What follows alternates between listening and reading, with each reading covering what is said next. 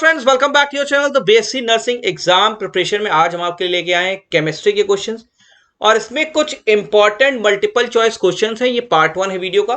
तो हमारा ऑब्जेक्टिव ये है कि सिलेबस जो कि बहुत बड़ा है, तो हर एक सब्जेक्ट, हर एक डोमेन से कुछ इंपॉर्टेंट मल्टीपल चॉइस क्वेश्चंस आपको कराते रहें। आप सेल्फ स्टडी करते रहिए और हमारे वीडियो से गाइडेंस लेते रहिए। इसके पहले के वीडियो देखने हैं तो ऊपर वीडियो में एक लिंक आ रहा है, तो वहां आप पुराने बायोलॉजी और केमिस्ट्री के वीडियो लगातार आप देखते रहेंगे।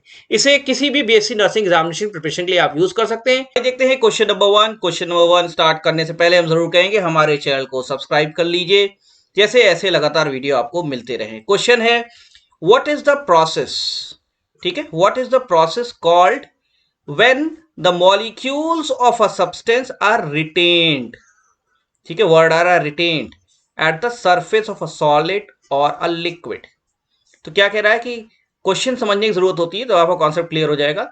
उस प्रोसेस को क्या कहते हैं जब किसी सब्सटेंस का मॉलिक्यूल उसके सरफेस पे रिटेन हो, चाहे सॉलिड हो चाहे लिक्विड हो। मतलब उसका जैसे कोई मॉलिक्यूल है, अब बाहर से कोई मॉलिक्यूल आ रहा है तो इसके सरफेस पे वो पार्टिकल पड़ा हुआ है, अंदर नहीं जा रहा है, ठीक है। तो molecule of the substance retain हो रहा है कहां, सरफेस पे, चाहे सॉलिड हो लिक्विड हो।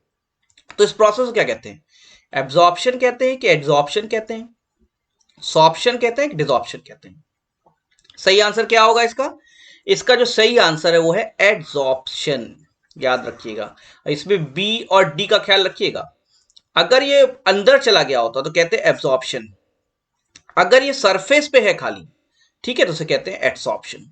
सॉर्प्शन डिसॉर्प्शन क्या होता है आगे हम डिस्कस करेंगे। क्वेश्चन नंबर 2 देखिए, which of the following forces is involve in physical adsorption. तो आपको क्वेश्चन में ध्यान देना है, पूछ रहा है कौन सी फोर्स इन्वॉल्व है जब फिजिकल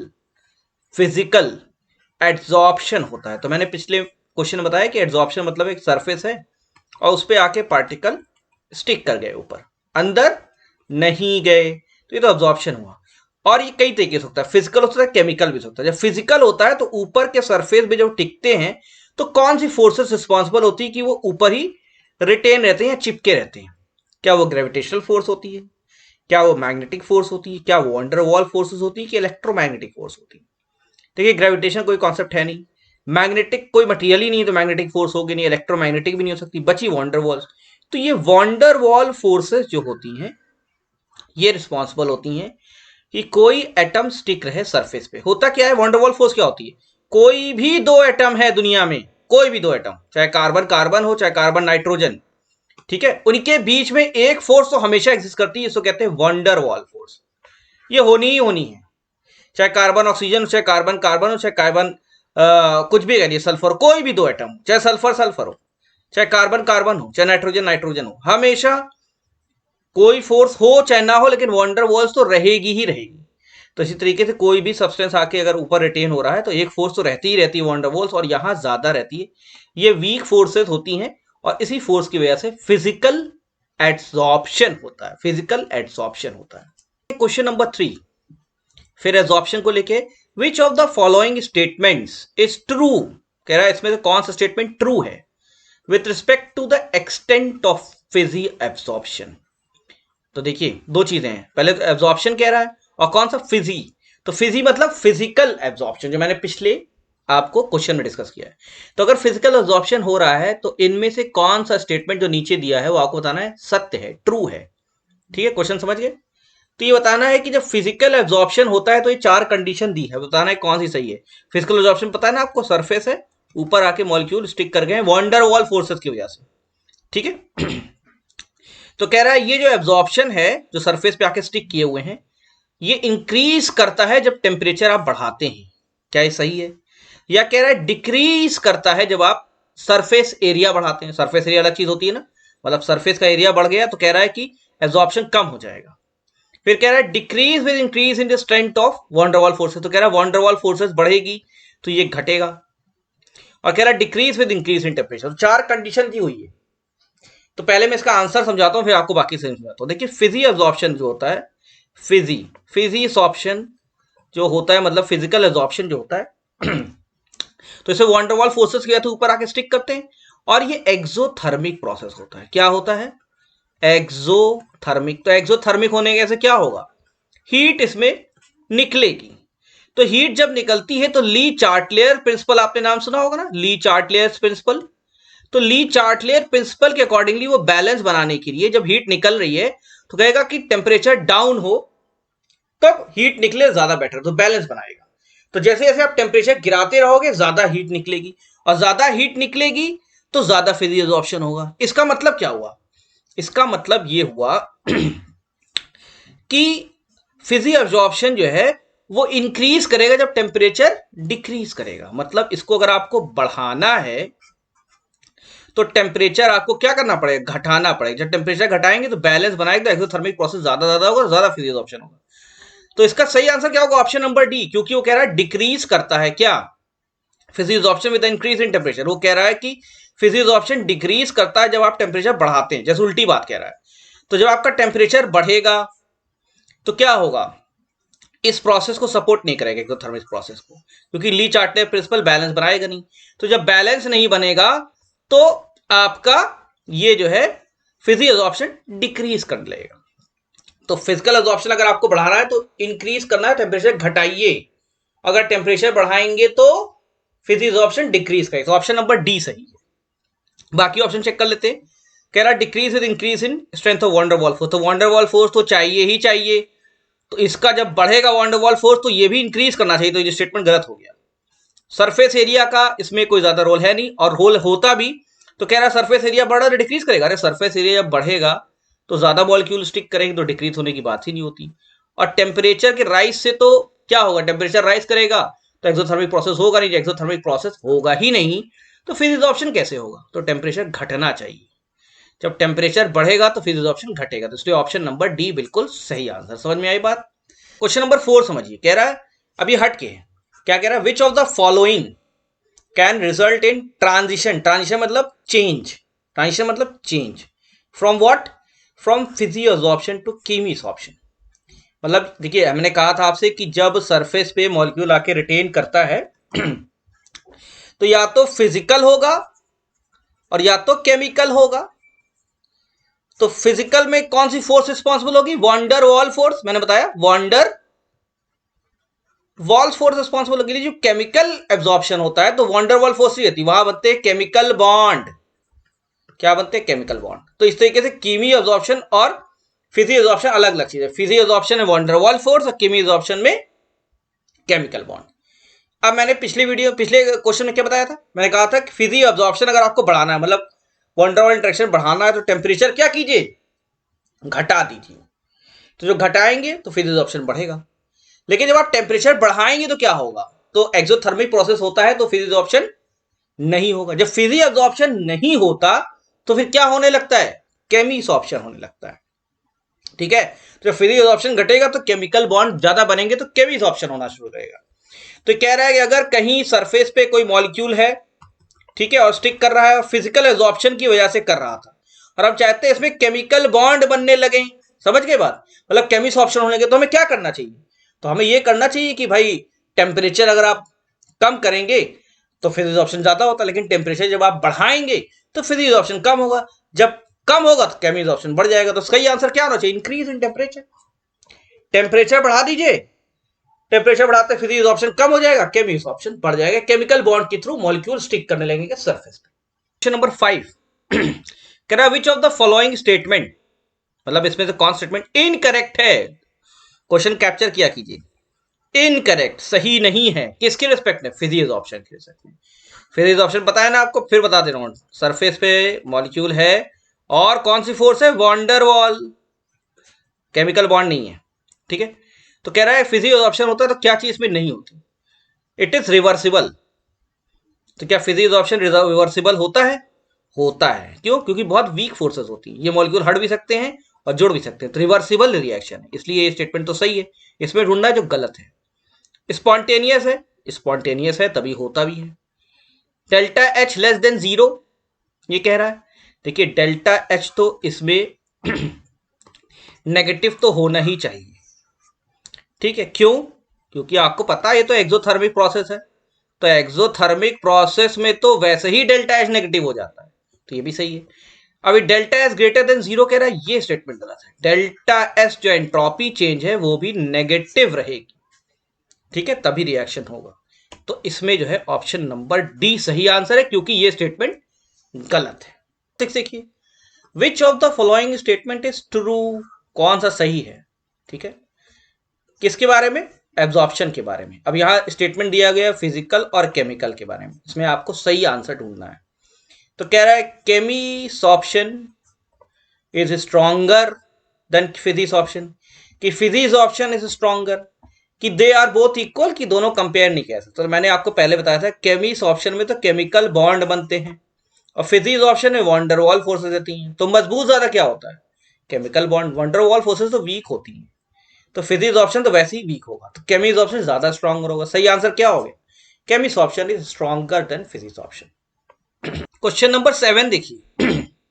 तो क्वेश्चन नंबर 7 देखिए, कह रहा है which of the following is an example of sorption. तो मैंने कहा था आगे बताऊंगा, आ गया, आपको पता भी होगा सॉर्प्शन क्या होता है। तो जब ये होता क्या है कि जब कोई सरफेस पे मॉलिक्यूल आके ऊपर रुके तो इसे क्या कहते थे, मैंने कहा था एब्जॉर्प्शन कहते थे, ठीक है। लेकिन जब वो अंदर भी चला जाए यही मॉलिक्यूल तो उसको कहते हैं एब्जॉर्ब हो गया, ठीक है, एब्जॉर्प्शन कहते हैं। तो जब मॉलिक्यूल बाहर भी आए, एब्जॉर्प्शन भी हो और एब्जॉर्प्शन भी हो, दोनों होने लगे, दोनों में से एक चीज ना हो, दोनों होने लगे, तो उस प्रोसेस को क्या कहते हैं, सॉर्प्शन, ठीक है, सॉर्प्शन तब कहते हैं। तो उसमें से कौन सा एग्जांपल है, स्पॉन्ज इन वाटर, कॉटन जो कि इंक में डुबोई हुई है, cotton dipped in ink, water on silica gel की ऑक्सीजन ऑन मेटल सरफेस, ठीक है। इसका सही आंसर है कॉटन डिप्ड इन इंक। जब आप इंक में कॉटन रुई को डुबोते हैं तो कुछ इंक के मॉलिक्यूल सरफेस पे रहते हैं, कुछ अंदर चले जाते हैं, तो एब्जॉर्प्शन भी होता है और एड्सॉर्प्शन भी होता है, इसलिए क्या होगा, इसको कहते हैं सॉर्प्शन। ओके, क्वेश्चन नंबर 8 देखिए, कह रहा है which of the following statement is not true, कौन सा गलत है। अब ऐसे क्वेश्चन कराने से फायदा क्या है, आपको इससे रिलेटेड सभी क्वेश्चन आप सॉल्व कर लेते हैं, इसलिए ऐसे क्वेश्चन से फायदा होता है, कॉन्सेप्ट भी क्लियर होता है। So which of the following statement is not true with respect to chemisorption. तो केमिसॉर्प्शन के रिस्पेक्ट में इसमें कौन सा स्टेटमेंट गलत है। तो केमिसॉर्प्शन में क्या होता है, केमिकल बॉन्ड बनता है ना। तो पहला depends upon nature of absorbent and absorbent, तो ये सही है। क्यों भाई, जो चीज एब्जॉर्ब हो रही है और जो चीज एब्जॉर्ब हो रही है, अगर उसका नेचर एक जैसा होगा या ऑपोजिट होगा तो केमिकल बॉन्ड अच्छे बनेंगे, तो उस पर डिपेंड करेगा, ठीक है। और जब केमिकल बॉन्ड बनेगा तो लार्ज हीट ऑफ एब्जॉर्प्शन भी होगा, ये भी सही है। मॉलिक्यूलर लेयर, ठीक है, लेयर बनाएगा क्योंकि बाहरी सरफेस पे आना है। And occurs at low temperature, तो मैंने आपको कहा था लो टेम्परेचर जब भी होगा तो क्या होगा, फिजी एब्जॉर्प्शन ज्यादा होगा, और टेम्परेचर बढ़ाएंगे तो कीमी एब्जॉर्प्शन होगा। तो ये स्टेटमेंट नंबर डी आपका गलत आंसर है। नंबर 9 देखिए, कह रहा हाउ डज अ कैटलिस्ट, अब कैटलिस्ट की बारी आ गई, चेंज ड्यूरिंग अ रिएक्शन। तो कोई रिएक्शन होता है, ए से बी में चेंज हुआ, तो कैटलिस्ट आपने डाल दिया, तो कहते हैं रिएक्शन को ये फेवर कर रहा है, जल्दी रिएक्शन हो जा रहा है या रिएक्शन हो जा रहा है। तो कैटलिस्ट का क्या रोल होता है जब रिएक्शन में, क्या उसके अंदर फिजिकल चेंजेस होती हैं, क्या उसके अंदर मास वाइज चेंजेस होती है, उसका मास चेंज होता है, केमिकल चेंजेस होती हैं कि क्वांटिटेटिव चेंजेस होती हैं। सही आंसर क्या है इसका, देखिए मास तो चेंज होना ही नहीं क्योंकि इन्वॉल्व ही नहीं रहता रिएक्शन में, तो ये तो सही आंसर है ही नहीं।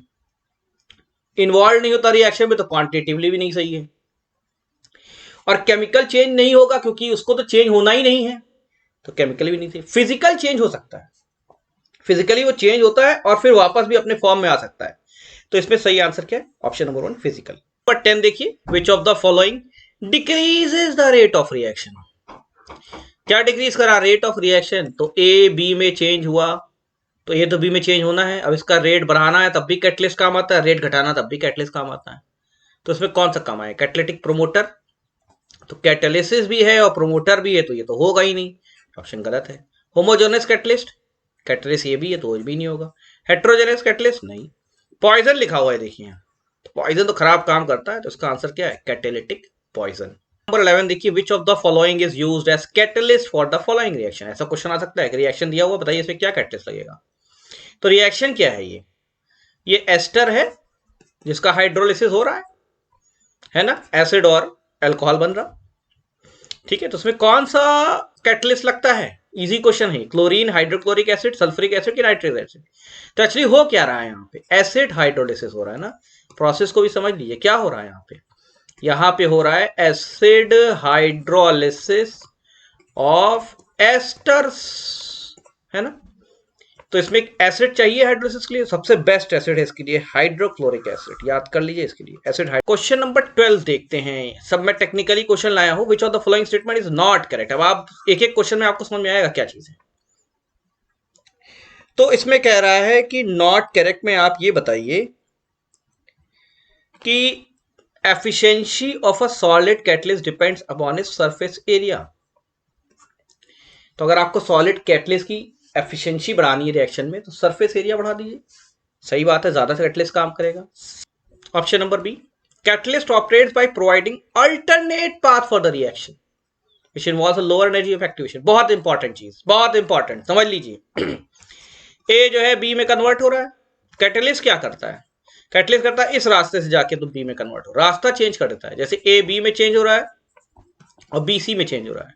ये रास्ता है, सीधे रास्ता हो जाए, रास्ता वो चेंज करता है, अल्टरनेट प्रोवाइड पाथ करता है। अल्टरनेट से क्या होता है कि वो ऐसा पाथ लेके जाता है जिसमें एक्टिवेशन एनर्जी कम लगे। ये कैटलिस्ट का काम है, इसलिए ऑप्शन सही है। अब ये कह रहे catalyst lower the energy of activation. Lower तो करेगा ही नहीं, एनर्जी ऑफ एक्टिवेशन जो है उसको कहां से लोअर करेगा, लोअर नहीं करता। अल्टरनेट पाथ प्रोवाइड करता है जहां लोअर एक्टिवेशन एनर्जी है, क्योंकि इन्वॉल्व नहीं होता, ये अल्टरनेट पाथ प्रोवाइड करता है। इसलिए ऑप्शन नंबर सी गलत आंसर है। And catalyst does not affect the overall enthalpy change reaction, तो ये भी जो है आपका सही है। तो इसमें जो ऑप्शन गलत है, जो नॉट करेक्ट है, वो ये वाला है, catalyst lowers the energy of activation, क्योंकि कैटलिस्ट लोअर नहीं करता, ये आपको अल्टरनेट पाथ प्रोवाइड करता है which involves a lower energy of activation. ठीक है, थोड़ा टेक्निकल क्वेश्चन। इसी को इसमें समझ लेते हैं। Question number 13, which of the following does it increase the rate of the catalyst. Decrease करता है एक्टिवेशन एनर्जी को, इंक्रीज करता है, ठीक है, decreasing the activation energy, increasing the activation energy, increasing the pressure, increasing the enthalpy. तो activation energy का alternate path provide करके जो एक्टिवेशन एनर्जी है उसको डिक्रीज कर देता है, तो रिएक्शन जल्दी हो जाता है, कम एनर्जी चाहिए होती है। इसलिए ये आंसर सही है, रेट ऑफ कैटलिस्ट इस तरीके से रिएक्शन को अफेक्ट करता है, इंक्रीज नहीं करता, ना ही प्रेशर ना ही एंट्रोपी।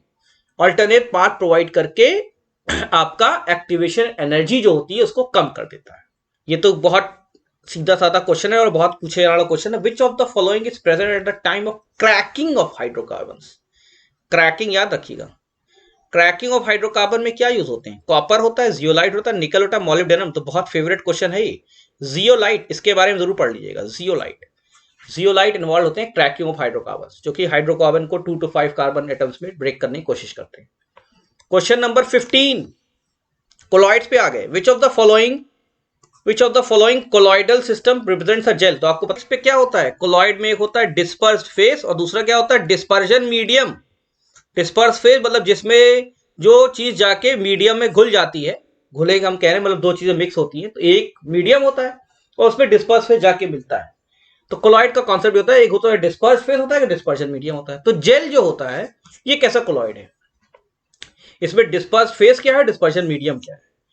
तो जेल जो होता है उसमें जो डिस्पर्स्ड फेज होता है वो होता है लिक्विड, और डिस्पर्जन मीडियम क्या होता है, सॉलिड। तो सही आंसर क्या होगा, लिक्विड इन सॉलिड। सही आंसर क्या है, लिक्विड इन सॉलिड। इसका एग्जांपल क्या है, जैसे टूथपेस्ट रोज करते हैं आप, टूथपेस्ट, जैम, ठीक है, रबर, जिलेटिन, ये सब क्या है, सब जेल हैं। और इन सब में क्या होता है, लिक्विड इन सॉलिड होता है। मतलब सॉलिड आपका डिस्पर्जन मीडियम है, उसमें डिस्पर्स फेज आगे क्या मिल रहा है, लिक्विड। तो liquid in solid is gel, और जेल के example toothpaste, jam, rubber, gelatin, याद रखिएगा इसे। क्वेश्चन नंबर 16 देखिए, एल्कोहल में क्या होता है, what are the disperse phase and dispersion medium in alcohol. तो एल्कोहल अगर कोलॉइड है तो इसमें आपको बताना है कि डिस्पर्स्ड फेज क्या है, डीपी, और डीएम क्या है, डिस्पर्शन मीडियम। ठीक है, क्या है, तो याद रखिएगा जब एल्कोहल बनाया जाता है तो आपका इसमें डिस्पर्शन मीडियम जो होता है वो क्या होता है, वो होता है आपका एल्कोहल। ठीक है, क्या होता है, एल्कोहल। और डिस्पर्स मीडियम क्या होता है, सॉलिड होता है। तो सॉलिड इन अल्कोहल ये होता है। क्वेश्चन नंबर 17 देखिए, कोलॉइडल पार्टिकल्स की बात हो रही है। रेंज क्या होती है कोलॉइडल पार्टिकल्स की साइज की? सब बात समझ में आ रही? कोलॉइडल पार्टिकल्स जो होते हैं, पार्टिकल्स कोलॉइडल के जो पार्टिकल्स होते हैं उनकी साइज रेंज क्या होती है?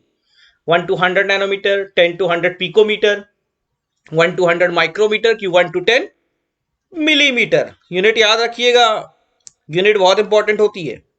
इसका सही आंसर क्या है?